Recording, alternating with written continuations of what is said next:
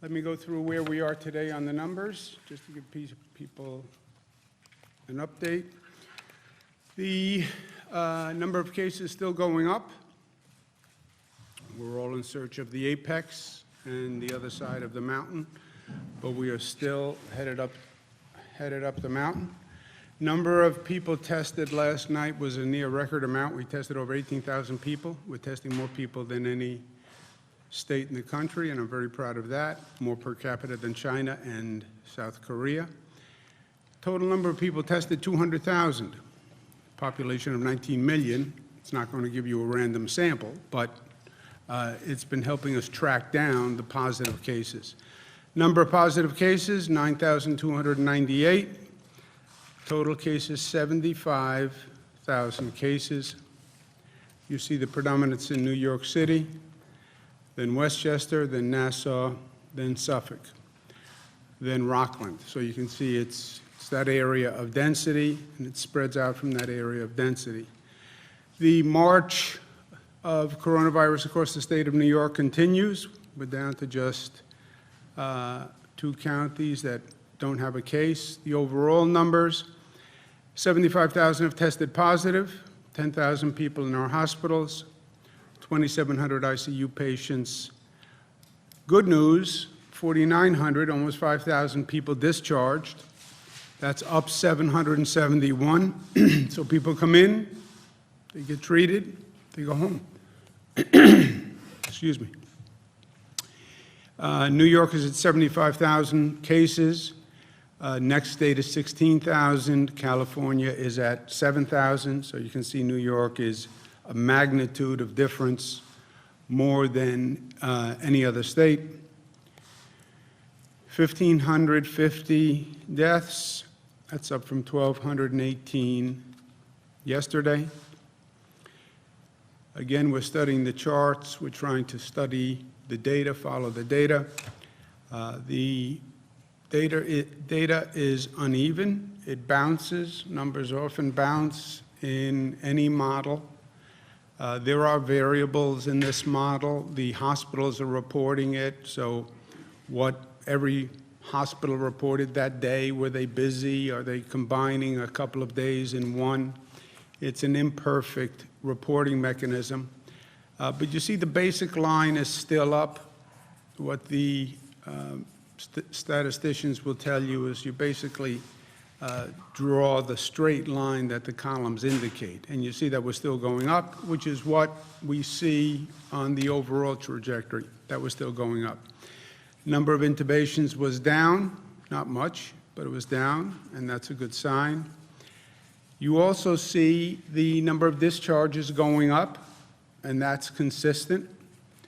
The longer people are in, they either get treated and leave, or they get put on a ventilator, and the longer you're on a ventilator, the less likelihood you will come off the ventilator. That is the blunt truth of this situation. We have 2 missions overall that we are pursuing. One is the front line of this battle is our hospital system. That's what this is going to come down to. The second is social responsibility, stay at home. Don't get infected in the first place. Don't get infected in the first place because it goes back to you're creating a burden on our healthcare system that our healthcare system cannot handle. We're talking about exceeding the capacity of our hospital system by some estimates 2 times. So what does this come down to, besides all the other issues? It comes down to not overwhelming the hospital system because those people who need acute care may not be able to get the acute care. So it's all about the hospital system. That is the front line. What we're doing is we are following the mathematical projections of the experts. We're speaking to all the healthcare professionals, all the healthcare providers, World Health Organization, National Institute of Health, Dr. Fauci, CDC, FDA, the whole alphabet soup of healthcare experts. And the mathematicians who then have different models. and we talk to about 5 different models, and we compare the models, and we try to find the median through the models. That's how we plan everything. Follow the data, follow the science. People ask me, what do you think? What do you think? I don't think about this. What do I know? I'm not an expert. I'm not opining. I talk to experts, and I follow people who know. But for the hospitals, procure equipment, identify the beds, support the staff. That's what it's been all about. Of those priorities, number 1 is support the staff. They are the front line, and they need relief. They are physically exhausted. Even more, they are emotionally exhausted.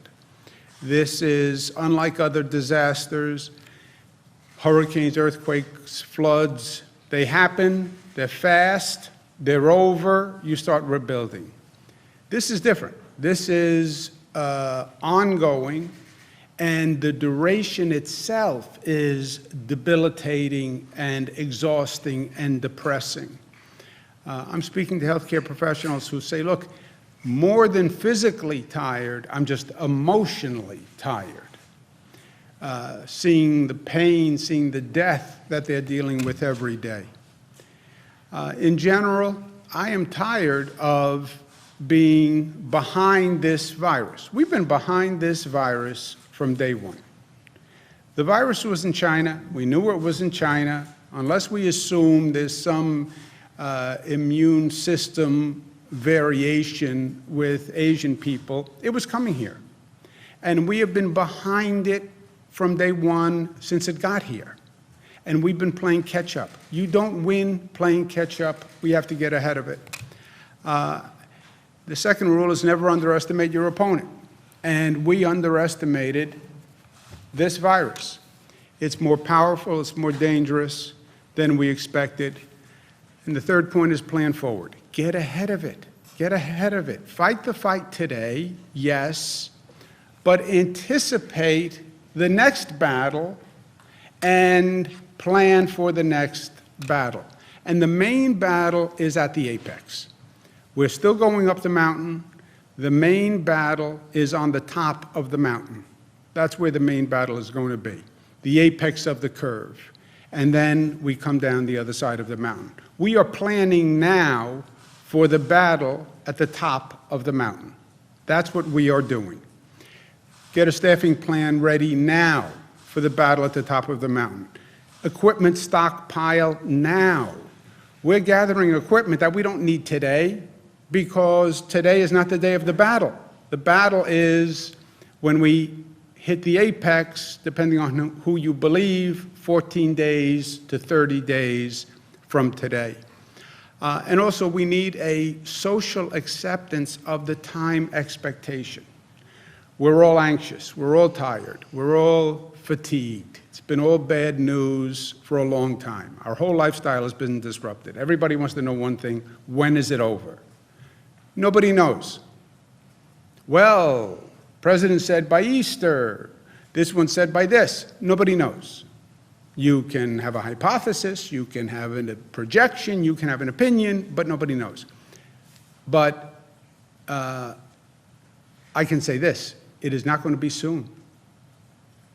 If our apex is 14 to 21 days, that's our apex. You then have to come down the other side of the mountain once you hit the apex. So calibrate yourself and your expectations so you're not disappointed every morning you get up. Yesterday, we met with the entire state hospital system, Dr. Zucker and our team. First time they were all in one place. And we said to the hospital system, look, what I just said to you, we're dealing with a war. We're dealing with a war we've never dealt with before. We need a totally different mindset and organizational transformation. We can't do business the way we have always done business. We need an unprecedented sense of cooperation, of flexibility, communication, and speed. And that's what we talked through yesterday, and we have to do it now. The healthcare system is one of those balkanized systems. It's like our state education system. It's like our criminal justice system. It's in place. It's fragmented. They have their own identities, their own associations. It's regionally organized. That all has to change. We don't have the ability to meet the capacity of our healthcare system as an entirety. That assumes the healthcare system is working as an entirety. That's not how the healthcare system is organized now. We have New York City hospitals, and then we have Long Island hospitals, and then we have Westchester hospitals, and then we have upstate hospitals. That has to go. Even in New York City, you have two basic hospital systems in New York City. You have the private hospitals, voluntary hospitals, about 160 of them, which are some of the finest healthcare institutions in the United States of America. This is Mount Sinai, Columbia Presbyterian, et cetera. Some of their members are also upstate, but they're the large private institutions. Greater New York Hospital Association. Ken Rasky runs that association of 160. You then have, in New York City, the public hospitals.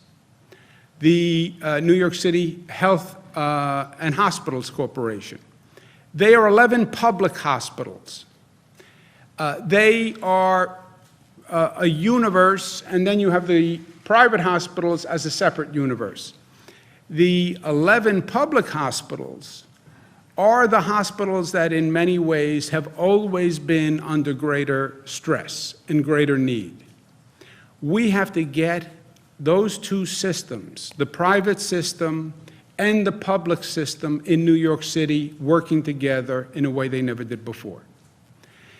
The distinction of private, public, that has to go out the window. We are one healthcare system. On top of that, it can't be the downstate hospitals and the upstate hospitals and the Long Island hospitals. When we talk about capacity of beds, when I say we now have 75,000 beds, that's a statewide number. That means those beds have to be available to the people in New York City or Nassau, even if those beds are up in Albany. So combining that whole system, and you're no longer just the Western New York hospitals or the Central New York hospitals. It's one coordinated system.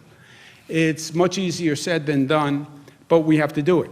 On top of that, you have to overlay the new federal beds that came in, that are an entirely new component. We have Javits Center, 2,500 beds. We have the USNS Comfort, 1,000 beds.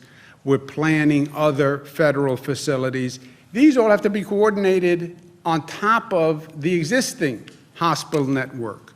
So you see the organizational situation that we're dealing with. And let's be honest, and let's learn from the past. We know where we have to focus. We know where we're going to have problems in the next hospitals, because the hospitals that have the least capacity, that have already been stressed, are the hospitals that are not going to be able to handle the additional load. That is a fact. You know which hospitals were struggling. We do reports all the time about the financial capacity of hospitals and what hospitals are in stronger versus weaker position. The hospitals that are in a weaker position are the hospitals that are going to suffer when they then carry an added burden. That was Elmhurst Hospital. It happened to be a public hospital. It happened to be a public hospital in a place of density. It happened to get overwhelmed. And that's what, then you saw the burden on the staff. You saw the emotion. You saw the stress. That can't happen. And that's what we talked about yesterday. And people said, well, Elmhurst isn't my responsibility. Elmhurst is a public hospital. The city runs it. I don't run it. It's New York City. It's not a private hospital. I don't care which link breaks in the chain. The chain is still broken. It doesn't matter which hospital, which link. Any link breaks, the chain breaks. The healthcare system is a chain. It breaks anywhere, it breaks everywhere. That has to be our mentality. We laid out a full plan on how to do facility development, how to move people among hospitals so nobody gets overloaded, shifting patients, shifting staff, shifting supplies. None of us have enough supplies. Okay, then let's pool our supplies and let's put them out to the people who need them. And just because one hospital happened to have found a vendor from China who delivered 5 million masks, let's share those masks. And we talked about that yesterday. We also talked again at length about ventilators, which is, everybody knows, is a key piece of equipment, identifying all the ventilators in the state, who has them in a stockpile, who ordered them, who expects them to come in, and we'll have one stockpile of ventilators that we can distribute for everyone who needs them. We also talked about splitting of ventilators because that's a technology that does exist. It's been used before. It's not ideal. You take one ventilator and it's used for 2 patients. The federal government is a partner in this, obviously. I spoke to the president again yesterday about this situation. I spoke to the vice president. I spoke to Jared Kushner. The White House has been very helpful. We have to get the federal agencies on the ground to understand how this operates, especially FEMA, because we have to be coordinated and people have to know what they're doing, and this is no time for anyone to be learning on the job, and we're going to be working through that today. PPE, same thing. We want to know what everybody has. One stockpile, we'll distribute it fairly. Testing, how do we get out? When does this end? This ends when we get a fast-track test, an at-home test, a 15-minute test, and people can then find out when they can go back to work because they're negative. We're working on additional testing. As I said, the Department of Health has a new test, but that's when this ends. We're also working on the new medications. We're leading the country in many of those developments. We have saliva testing now. We're working on the antibody testing, and we're working on the plasma testing at the same time. We put together a central coordinating team. It's going to be led by the Department of Health. Westchester's on it, Greater New York is on it, Haines is on it, New York City is on it, Long Island is on it. If the federal government is going to participate, they have to be part of this team because we have to know what we're doing, and I don't want FEMA coming in and blowing the coordination of what everyone is trying to do.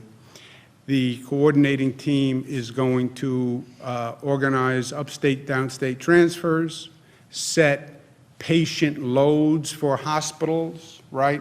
So if one hospital gets up near a overload capacity, let's call it, those hospitals start to send patients to other hospitals before they get up to their max within the New York City public hospital system, within the Greater New York private system, and then among the different systems. It's a whole different mentality, but we have to do it. We said 2 missions. One was hospitals, second was individual responsibility. Individual responsibility is about discipline, it's about selflessness, and it's about being informed. The basic point is stay at home. The point is stay at home. I know it's hard to stay at home. And I know everyone thinks, you know, I can go out and I can be smart and I won't get infected because it's me. I'm a superhero. It's not going to be me. That is not true. And it's not just about you.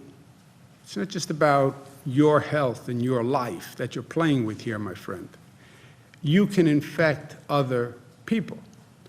So I've been trying to communicate this many different ways for many days. We still see people coming out who don't need to be out. Even for essential workers, people have to be careful. And again, I've been trying to communicate that everyone is subject to this virus. It is the great equalizer. I don't care how smart, how rich, how powerful you think you are. I don't care how young, how old. This virus is the great equalizer. My brother Chris is positive for coronavirus, found out this morning.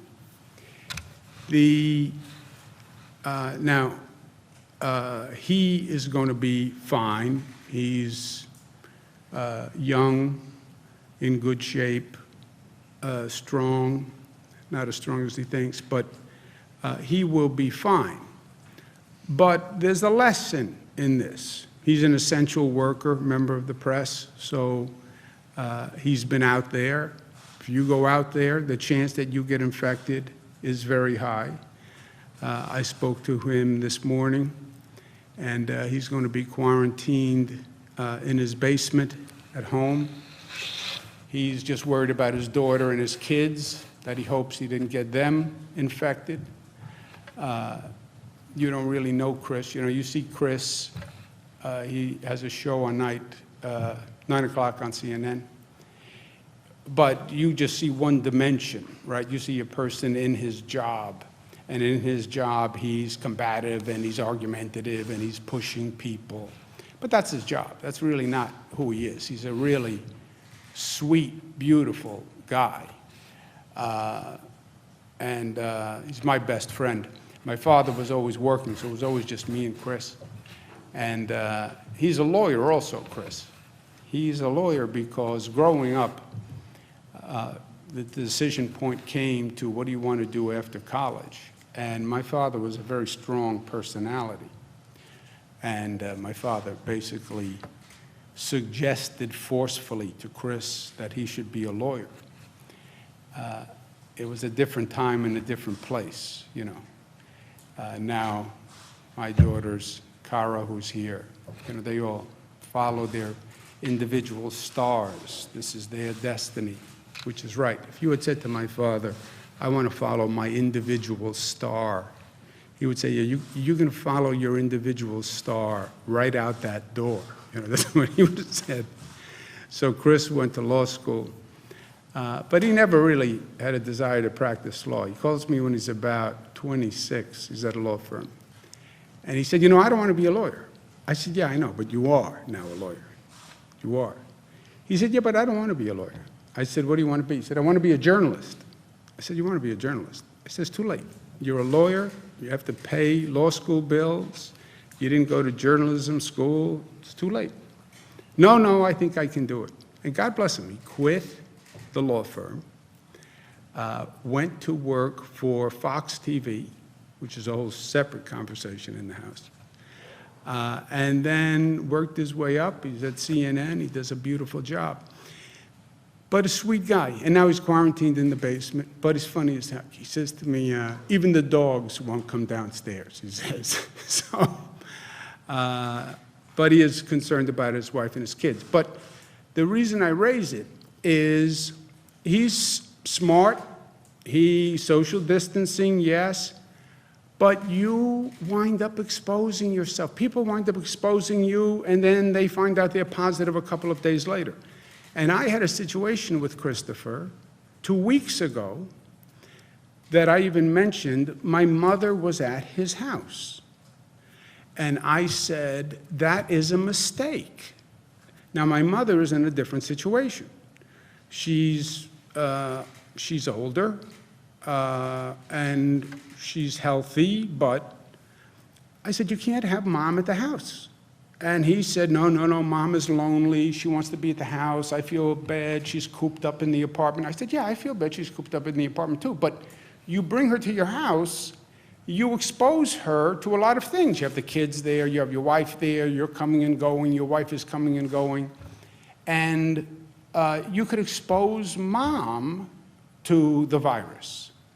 And love is sometimes a little, needs to be a little smarter than just reactive. And we had a whole discussion. And truth, now he's informed, I'm informed. Was that dangerous? Was that not dangerous? So I went back to Dr. Zucker. I said, look, we have to tell people, what are the rules? How does this work? That's when I came up with Matilda's Law. And I said I named it for my mother. And it was very clear about people who are older and what they should be exposed to. My brother, that was 2 weeks ago, if my brother still had my mother at his house, again, out of love and comfort, and my mother wanted to be at the house anyway, by the way. She didn't want to be sitting at home in an apartment. So she would have been doing what she wanted to do. He would have been doing what he wanted to do. It would have seemed great and harmless, but now we'd have a much different situation. Because if he was exposed, chances are she may very well have been exposed, and then we would be looking at a different situation than just my brother sitting in his basement for 2 weeks. So think about that, right? My brother's smart. He was acting out of love. Luckily, we caught it early enough. But it's my family. It's your family. It's all of our families. And this virus is that insidious. And we have to keep that in mind. Keep in mind Matilda's Law. Remember who is vulnerable here and protect them. You want to go out and act stupid for yourself? That's one thing. But your stupid actions don't just affect you. You come home, you can infect someone else, and you can cause a serious illness or even death for them by your actions. And people have to really get this and internalize it, because it can happen to anyone. 2 weeks with my mother and Christopher. Today is a very different situation. Last point, there is nothing that I have said different since I started these briefings. And there's nothing that we have learned that is different since I've started these briefings. We know what to do. We just have to do it. It is individual discipline to stay at home. That's what it is. It's discipline. No social distancing. It's discipline. Well, I'm bored. I know. I'm bored. It's discipline. Making this healthcare system work, that's government skill, that's government performance. That's saying to that healthcare system, I don't care how it worked yesterday. I don't care whose turf this is. I don't care whose ego is involved. I'm sorry. We have to find a way to work a better way. It's time to say to that federal government and to FEMA and HHS, you have to learn how to do your job, and you have to learn how to do it quickly, because time is not our friend. It's about a social stamina. This is not 1 week, 2 weeks, 3 weeks, 4 weeks, 5 weeks, 6 weeks. Okay? This is not going to be an Easter surprise. Understand that and have the stamina to deal with it. And it's unity. Let's help one another. New York needs help now. Yesterday, I asked for healthcare workers from across the country to come here because we need help. We will pay you, and more importantly, we will return the favor. This is going to be a rolling wave across the country. New York, then it'll be Detroit, then it'll be New Orleans, then it will be California. If we were smart as a nation, come help us in New York. Get the equipment, get the training, get the experience, and then let's all go help the next place, and then the next place, and then the next place. That would be a smart national way of doing this and showing that unity. And unity meaning we're not, I know this is a political year, and everything is a political backdrop, and Democrats want to criticize Republicans, and Republicans want to criticize Democrats. Not now. Not now. There are no red states. There are no blue states. The virus doesn't attack and kill red Americans or blue Americans. It attacks all Americans. And keep that in mind, because there is a unifying wisdom in that. Any questions? Let's do on-topic questions first. If anyone has any questions on local issues, we'll do that afterwards. How many extra healthcare workers are on the ground right now? Are all the New York workers who want to work on the ground? We're hearing of some people who are trying to apply and are in New York and they're not getting answers from the state about, or any responses about when that'll happen. Yeah. Well, let's remember what we said. We have now, a few days ago, we put out the question is, are all healthcare workers working? The problem is healthcare workers are working too much. They're overstressed. They're working too many shifts. They're afraid to go home. They may bring the virus home. They're under immense physical and emotional stress. We put out a request a couple of days ago to ask retirees to come forward. We have now about 78,000 people who said that they would help. God bless the state of New York, and God bless humanity.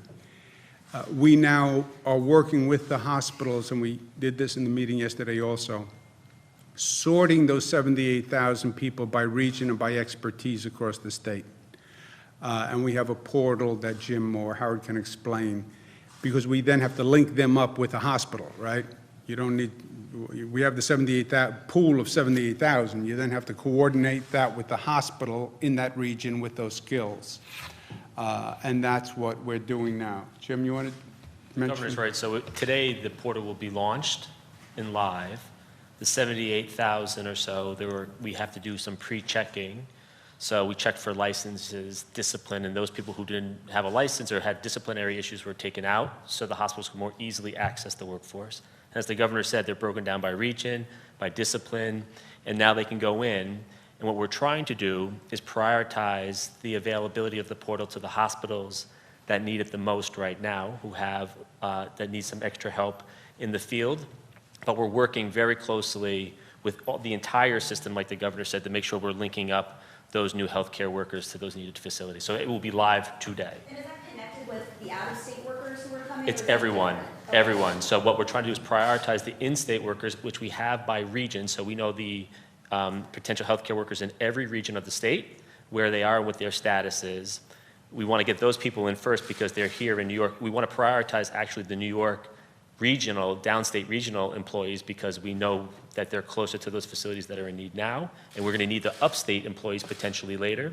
And then we have the out-of-state employees that are potentially, we're trying to keep those folks close too. So looking at the folks from New Jersey, looking at the folks from Connecticut and other places there where they don't have to travel from long distances. What's the timeline for getting those people on? Are there any concerns about individuals who are over, who are elderly helping? We are looking at age, and we're going through a background. We have about 175 people doing backgrounds on every person who comes into the portal, and the hospitals we're working with as well will also do their own checks to make sure the person's up to it. So if they may not be up to one job, they may actually be up to another job, so we're making sure we have some cross-coordination there as well.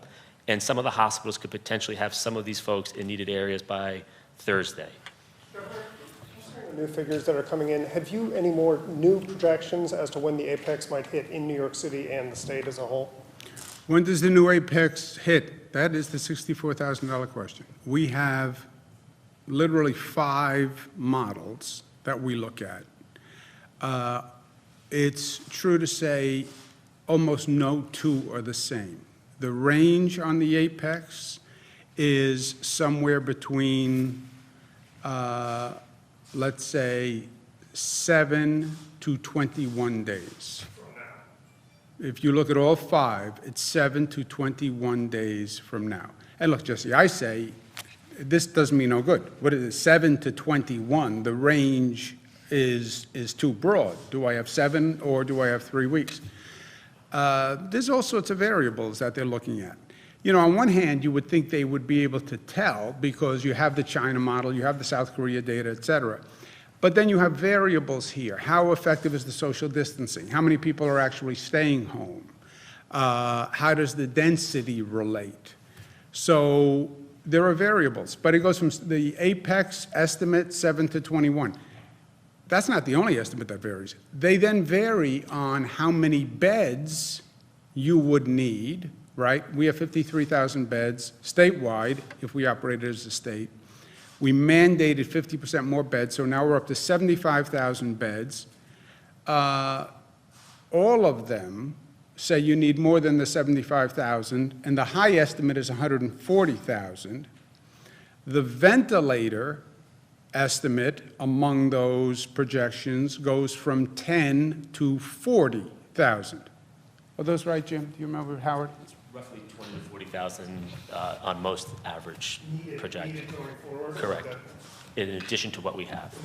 You're going to talk about the hospitals and coordinating them. One of the executive orders that you signed actually will let you put in a receiver into some of these hospitals if they don't meet that 50% threshold or even go above that. Do you foresee having to do that, and what would that allow you and Dr. Zucker to do? The hospitals have been cooperative. The question is, we have the ability to appoint a receiver if a hospital is not being cooperative. The hospitals have been cooperative. We put out that rule that you have to add 50% capacity. They all added 50% capacity. They've all responded. We're sending out a rule today that says, I want to know your stock, what you have in stock, what your stockpile is, what your inventory is, because we really need to share. You know, nobody has enough, so like everybody put everything into the middle in a pot, and then we'll distribute it. We're doing that. It's not, Joe, going to be as much they're not listening. It's going to be their capacity level, right? You have, let's take downstate New York. You have about 170 hospitals. If we sat here 2 months ago, we could have graded almost all 170 hospitals. And you would have had some stronger and some weaker. As a general rule, the public hospitals would have been on the weaker spectrum, less financing, et cetera, history of being more troubled. You now put weight on all 170. Even if you put the equal amount of weight on all 170, you're going to see a different reaction in the hospital depending on the underlying strength of that hospital. You put a differentiated weight, well, you happen to be in Brooklyn and there happens to be more density in Brooklyn, and that hospital gets more weight, you'd get a different variable. But in general, what you're going to see is the hospitals that were stressed can't take the stress, right? It's not even a medical concept. The works with personalities too. The personalities who are having trouble dealing with stress are having more trouble dealing with this stress. So the health and hospital corporations, what I said to, which are the public hospitals, I said to the private hospitals, you have to help them. And we have to watch when they get up near capacity, transfer patients. Elmhurst got up to capacity. You had other public hospitals that had open beds. We have to get better and faster at transferring patients to other facilities, right? A perfect system, everybody's at 51%. Everybody's at 60%. Everybody's at 80%. Not some people are at 40% and some people are at 110%. That's not the way the system is organized right now. They all talk, you know, they all have, but they're different fiefdoms, they're different systems. And that, you know, you almost have to shock the system into actually saying, okay, we're really going to operate as one. That order gives you the weight. If you don't see them making those shifts, gives you the weight to go in and basically demand it? Yes. But look, no hospital is going to say, I want to be over capacity. It's just they didn't have the cooperation or the system to call someone up and say, you know, I'm drowning. I need to have somebody else accept 150 patients. And that's going to have to be managed into the system, because it's something we never did before. Because we've never been here, you know. Normally you have beds that are hospitals fighting for patients, because patients are revenue, right? So you never had a situation where they said, I'm going to send you patients. They wanted the patients. They wanted the revenues. So this is a much different situation. I'm sorry. Have New York City area patients been transferred to upstate No, hospitals yet? no. When is that? First, we have levels of sort of triage. First, we're going to try to bring upstate staff down to New York State hospitals. It's one of the requests we're going to make today. You have upstate hospitals that are nowhere near capacity. Send your staff down to New York City hospitals.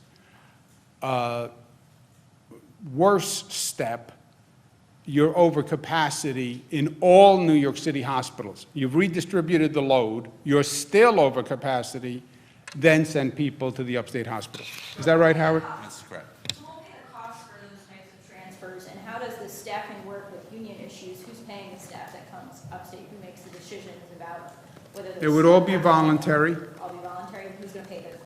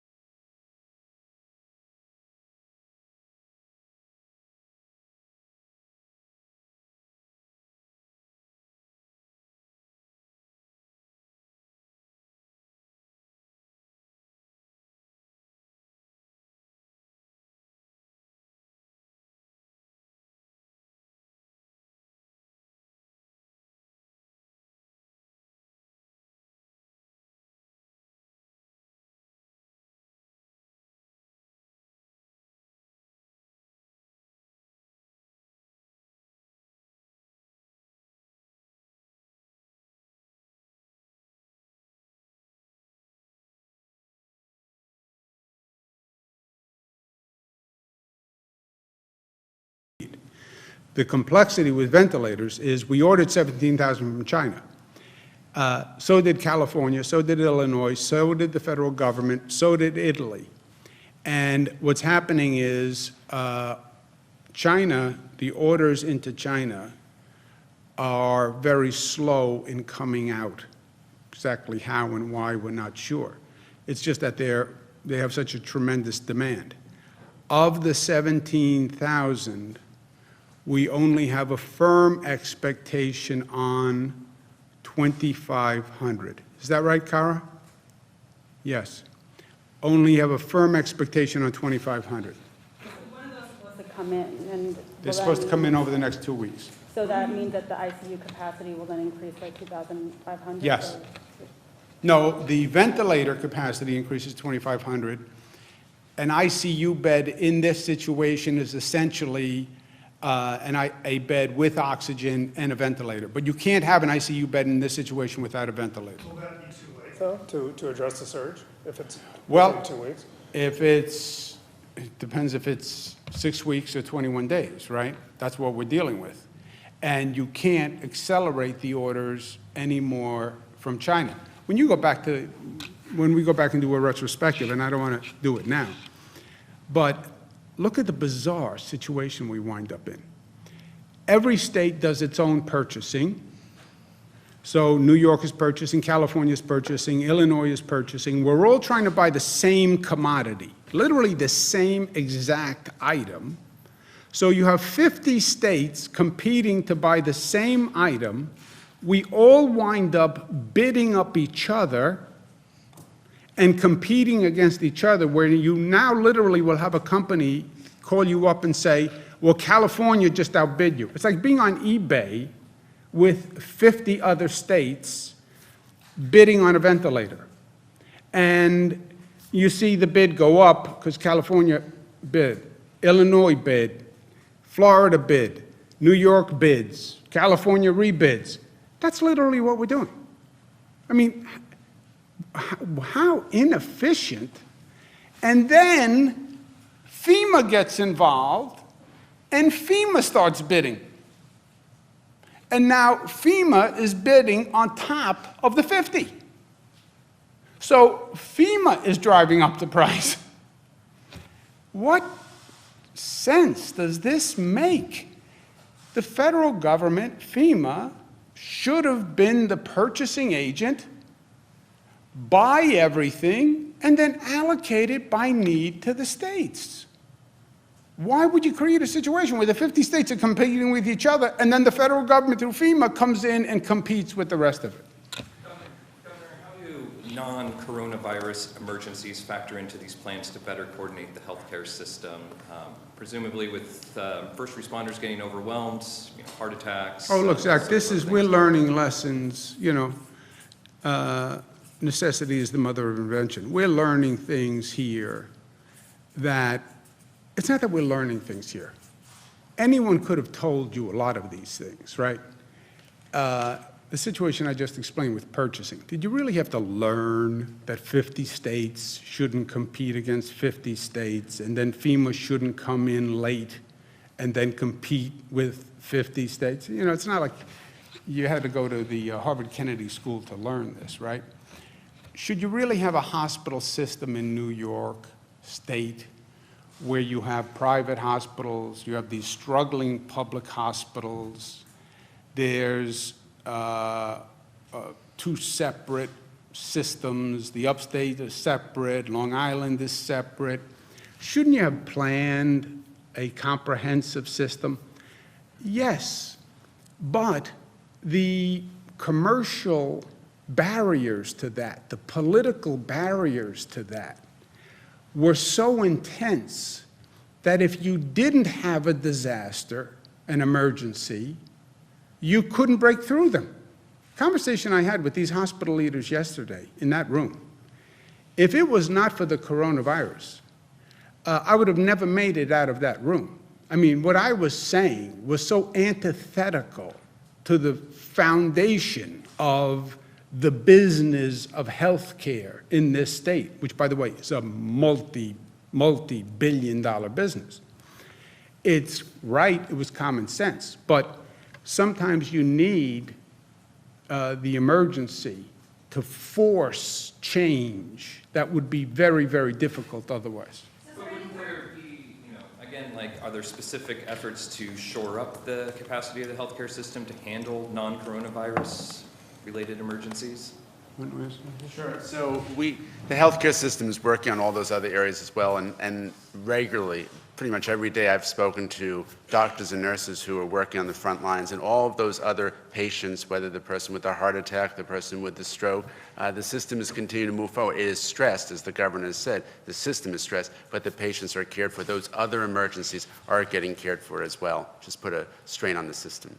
Let me give you an analogy. If I said to you, look, I know normally you write for your outlet and then there are other outlets, but we have a situation and you're going to write and you have to give it to all the other outlets. What you write is no longer just for your publication. You have to give it to all the other outlets because we don't have 10 people who can come. You have to write for everybody else. If I said that in the normal course of business, forget it. If it was an emergency and you were the only reporter there, then you would do it. And that's true in so many different situations. You're violating basic commercial rules here and business rules and practices.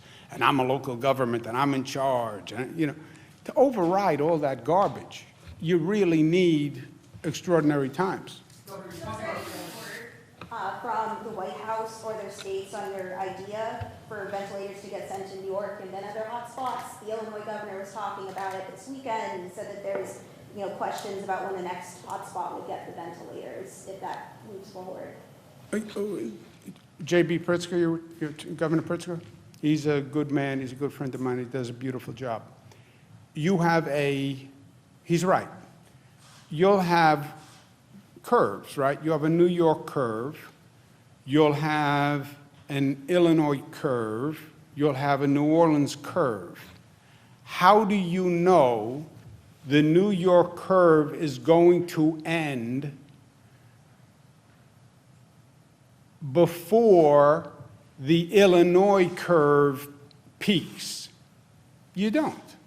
You don't for sure. You know, basically, there's going to be a spatial sequential factor, but you don't know that we're going to be effectively done before Illinois ramps up. So it can't be literally New York has all the equipment, Illinois has none, and then we run to Illinois with the equipment. It can't be that literal, but essentially it would work, right? And the alternative is also true. Not everybody should have to buy everything. Once we get through this and we have whatever we wind up with, 15,000 ventilators and 15,000 ventilator splitters and 1,100 BiPAPs, you know, if we can help someone else, let's help somebody else. Governor, about 1 out of every 8 New York City police officers called in sick this morning. Are you worried about staffing of law enforcement in New York City? And conversely, would you consider sending the state police to help with that? Oh, I'm worried about staffing. Yes, my word, yes.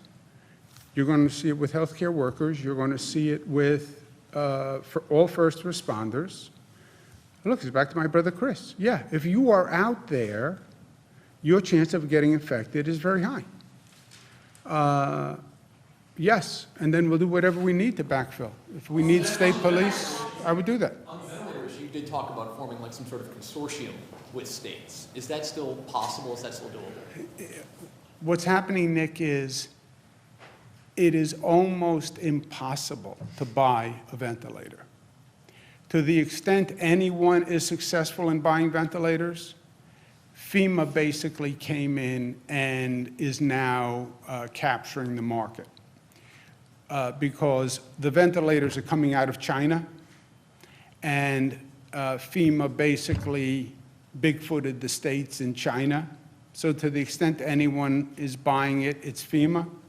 And that's why the federal distribution is going to be so important, because they are the only ones. I can't buy a ventilator.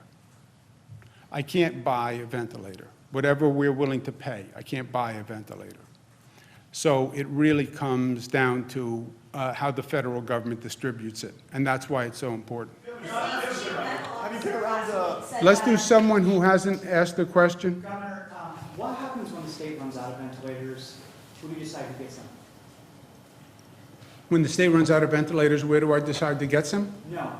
How will the state decide who gets ventilators if we run out and we have too many patients that need them? Well, first, I don't even want to think about that consequence. I want to do everything I can to have as many ventilators as we'll need. Well, it's going to come in 7 days. Haven't you developed some sort of... 7 to 21 days. No, there's no protocol. We're working to get as many ventilators. And we have now a number of options.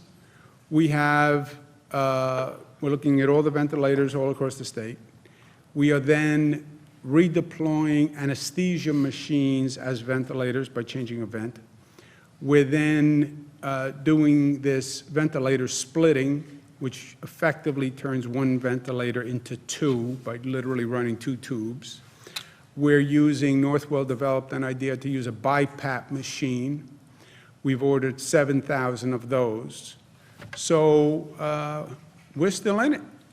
We're creative and we're working and figuring it out, and I still am hopeful that at the end of the day we have what we need. Governor, I don't know if you consider this on topic, many people think it is. Do you plan on signing an extension bill so that the state employees will get paid on time? I plan on signing a budget. Do you know, can the state employees, when we pass a budget, if we pass a budget on time, the state employees get paid, right? Yeah, the comptroller currently has the legal authority to make the payments now, right? The payments that are due tomorrow and today. Those are actually for payroll from 2 weeks ago. So the controller presently has the authority.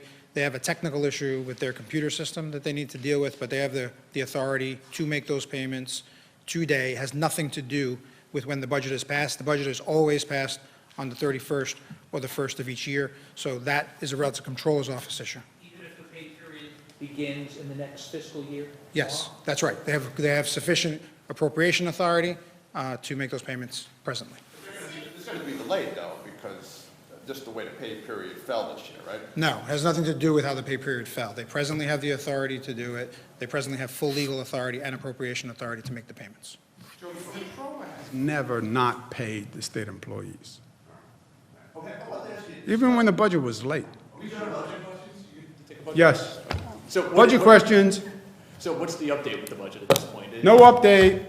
See how easy? It's due, it's coming. It's either coming or it's not coming. We are where we are. You know, the numbers are what the numbers are. The numbers don't lie. The numbers leave you few alternatives. Federal government says they're going to provide funding. If they provide the funding, then the next few months we should have some additional money. But am I going to say to the people of the state, I believe the federal government is going to deliver money to the state government? Heard it before, and it didn't happen. So I'm not going to count on money that we don't have. Right, and it doesn't look Especially when the political process is the process that's supposed to deliver the money. And it doesn't look like there's going to be a new relief bill anytime soon, at least by tomorrow. So what options are left now for the state when it comes to what spending is ultimately going to be cut here in the budget? Well, it's all sort of, it's interesting because it's all basically contingent. We have the budget, we do a budget on the projections we now have. If we get more funding, we increase the allocations. If we don't get more funding, we reduce the allocations. That's basically what the budget says, right? It's essentially honest and transparent in a way. I'm starting the year, I'm earning $15,000 a year. I don't know what I can pay you because I don't know what I'll be earning as we go through the year. The boss tells me he's going to give me a raise. I don't know if I should believe him or not. Some people say there's going to be a cut. I don't really know. So here's the budget. I'm making $15,000. If I get a raise, I will give you the raise quarterly as I get it. If I get cut, I will give you less quarterly as I get cut. That's all you can do. Is the legislature going to give you that authority? Have they agreed to that? I don't care who does. Let them come and cut a budget. How fast, you think, do you really believe that they want to come back here and cut the budget? I give them total authority to cut the budget. They can come back. Come back, tell me to cut the budget. Are you satisfied that the unemployment system is working as smoothly as you would like to see it? No. People are able to... It is not. It is not working as smoothly as I would like to see it. It's compounding people's stress. You're unemployed. You're trying to get on some darn website. You can't get through the website. We have companies working on it. We have literally hundreds of people working on it. I apologize for the pain. It must be infuriating to deal with. I am telling you, we have every technology company working on it. We're spending a lot of money. The site is so deluged that it keeps crashing because you literally have hundreds of thousands of people at any time trying to get on the site, and it continues to crash. Do you have any update on that? Do you, Rob? Just the numbers. We usually get 50,000 calls a week. We got 1.2 million calls yesterday and 7.8 million calls last week. So that's just the order of magnitude. But as the governor said, we have all resources devoted to improving the system. 1.2 million calls. Is that unique callers or just people calling repeatedly? Well, you don't know unless you... 500 times. Usually there are 50,000 a week. Yesterday alone, 1.2 million. Last week, over 7 million. So that's the order of magnitude, and that's the volume that we're dealing with. But as the governor said, we're putting all the resources in to improve the system and be responsive. Governor, there's currently 123 guards and 14 inmates at state prisons who are positive for corona, but Docs is not saying where those guards or where those inmates are. Is there a reason for that? That would seem to be counter to public safety, no? I've never heard that, Jesse. I'll check. It's the first I've heard of The it. state chief medical officer said the state's seen an Anyone, equal excuse me amount one of- second, anyone who hasn't asked a question or wants to ask a question? Concerning eviction freezes and rent relief for people overall, I know that was largely intended for people in residential areas, but does that also extend to businesses like restaurants that may be renting? We extended it to commercial. We did, we extended it to commercial. And how long is that? You cannot be evicted for non-payment of rent, residential nor commercial, for 3 months.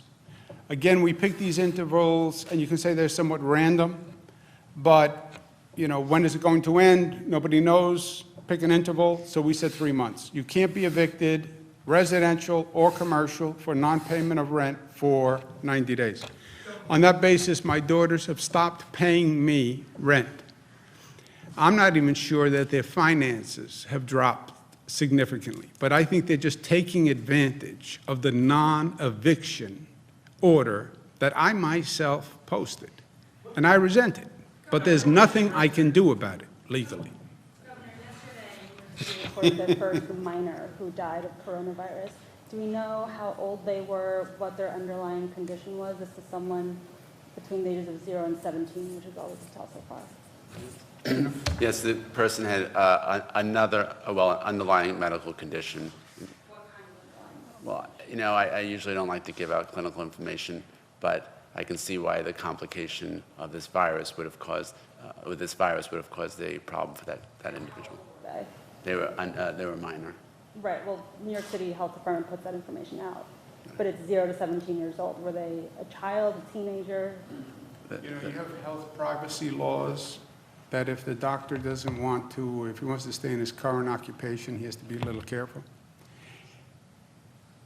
Marijuana, is there any chance you'll be able to get a deal on that here? And Not likely. what happened? It's just too much to deal with? Too much, too little time.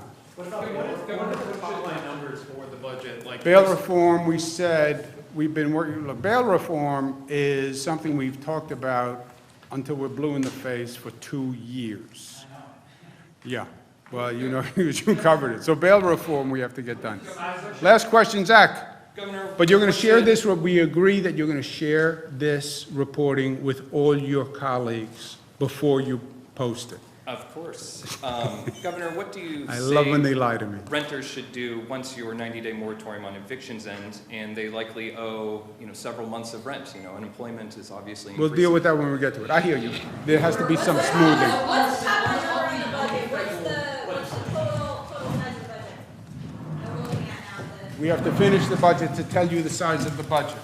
Condition proceeding to knowing the size of the budget, finishing the budget. On the federal legislation, who is the plan for this? You've got the senior senator from New York, as you know, is the minority leader, a pretty powerful guy in the Senate. Is it his fault? God will determine who is to blame. You and I just deal with the reality. The senior senator will say he is in the minority, which is true. The House is controlled by Democrats.